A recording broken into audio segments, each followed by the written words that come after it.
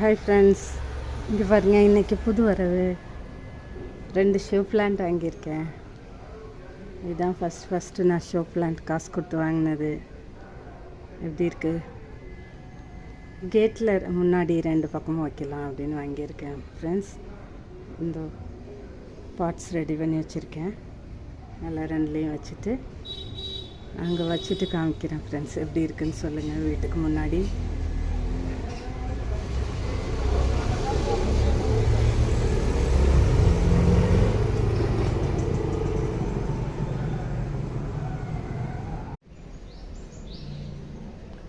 Hi friends, வச்சாச்சு.